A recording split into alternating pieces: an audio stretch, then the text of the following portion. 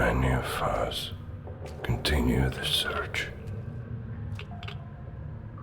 The search for secrets left over from the days long gone. Before the end of civilization as we knew it. In a dying world. In long abandoned ruins. Relics await, well hidden from prying eyes. In our world, there is only radiation, cold, desolation, and death.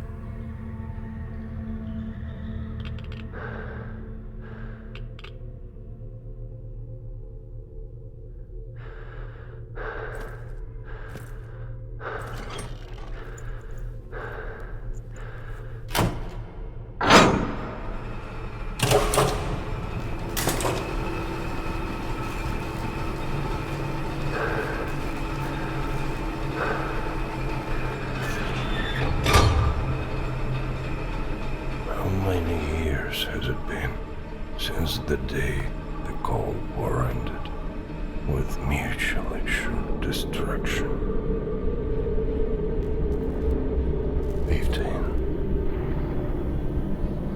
20.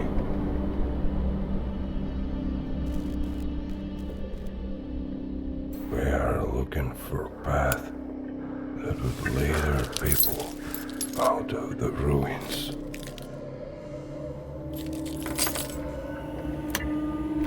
Mysteries of the past.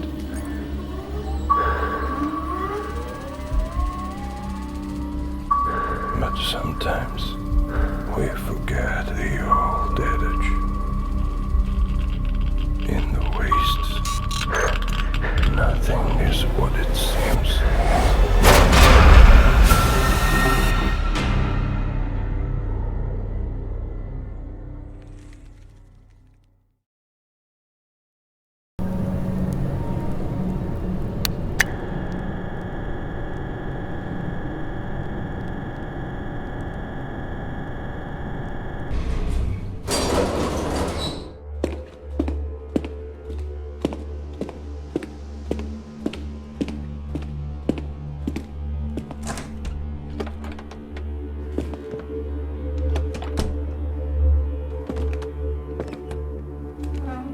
Attention, Major.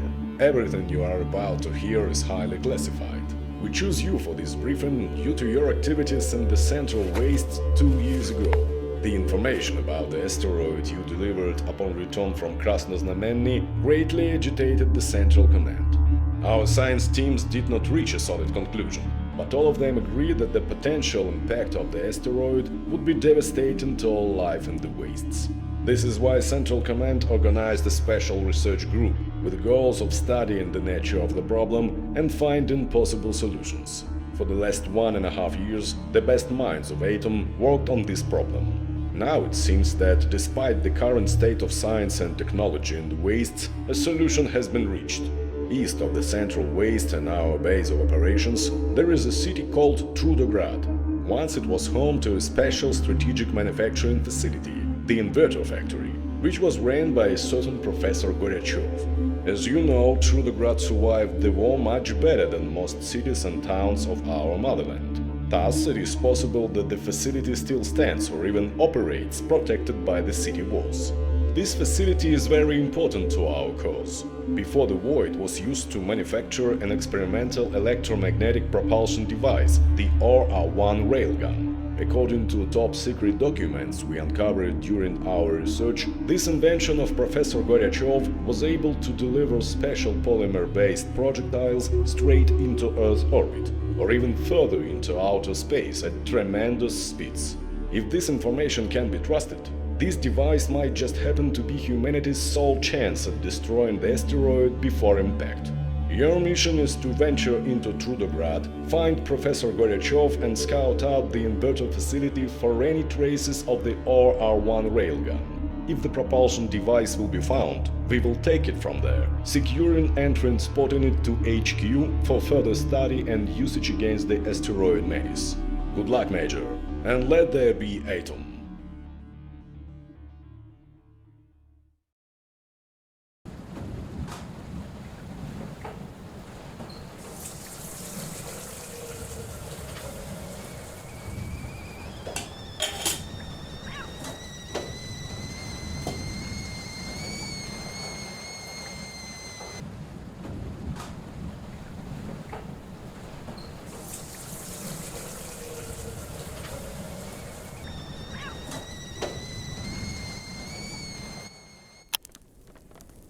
You're sitting in a small clearing in front of a blazing campfire. The autumn forest surrounds you, and it creaks peacefully in the dead of night. The air hangs heavy with the promise of snow and the beginning of winter. The fire crackles softly with the branches that you feed it, enchanted by the darting, dancing flames. Crackling wood and the hiss of boiling sap are the only sounds in your tiny campsite. With a sigh, you stretch your back and gaze over at your surprised guest. He's a short fellow, hunchbacked and raggedly dressed. He emerged from the tall trees about an hour ago and asked if he could warm his bones by the fire. Surprisingly, you disregarded your hard-earned knowledge of the wastes and agreed. Now he's sitting on the opposite side of the fire, his face hidden in the shadows of a hood. His silence is unnerving. You begin to regret allowing the stranger into your camp. Maybe saying something would help ease the tension?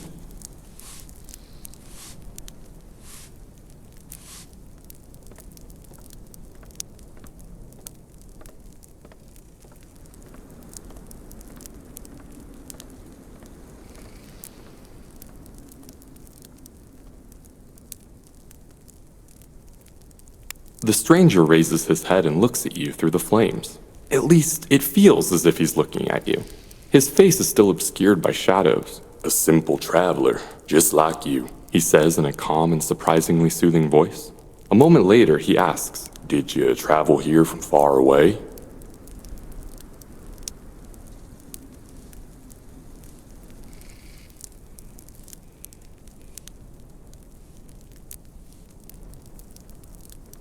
"Well, if you say so." The man falls silent once more, but then throws a dry stick into the flames. Sparks fly up like a cloud of fireflies into the cold heavens as he asks, "Did you hear what happened in Krasnoznameni? It's a city to the west of here." You feel a strange urge to tell him the truth. Who knows why? Perhaps telling someone about your adventures will make them more real. Maybe even grant them some kind of meaning.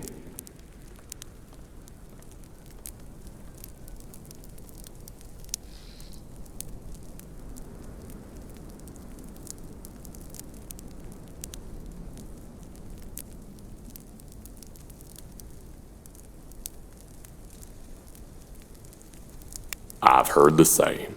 How much suffering can one world endure? Makes my heart ache to think of it." The stranger tugs at his cowl and sinks down into his ragged clothes. "I suppose, with a turn of events like these, Dan's factory gang and that sweet little village of Atradnoe are also doomed."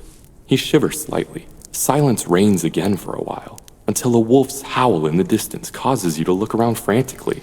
Danger lurks in every corner of the wastes, and it pays to be cautious. Why then did you so calmly choose to share your campfire with this odd fellow, a man you know nothing about?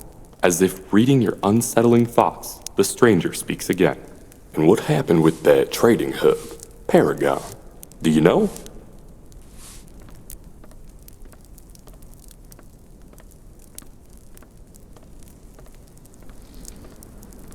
"How terrible." The man exhales loudly.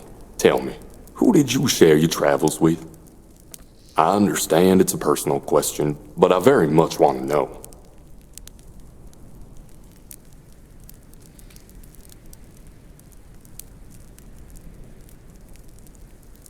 The man nods and again gazes down into the fire.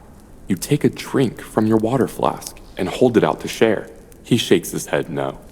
5 hard minutes of silence follow, until you've had your fill of waiting and guessing. You lean forward, focus exactly on the darkness within the man's cowl, and in a stern voice, ask, Over the years, people have given me many different names, your guest states without emotion. But isn't it true that names, like other words, have no intrinsic meaning? Words are senseless, unless living people recall them and give them purpose. Thus, when we meet again, I will once more become nameless.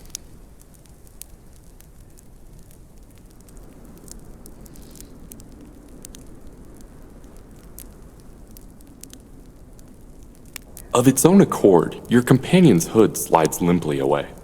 But its absence reveals not a human head, but a glowing, undulating sphere of crimson fire. A deadly star. You yelp aloud, for a moment willing yourself to run, but already the night has vanished, dissolved in the haunting red glow. Never again shall you be able to hide from the invisible gaze of your nightmarish guest. That gaze is cruel and indifferent, and the lands it oversees are barren, burnt down to nothing but ashes and splinters of stone. You are so entranced by the endless landscape of utter obliteration that at first you do not notice how your own body has started burning. You are ablaze on the inside, like a bunch of cinders twisted into human form. And the wild, frigid winds scatter your ashes across the surface of the dead earth.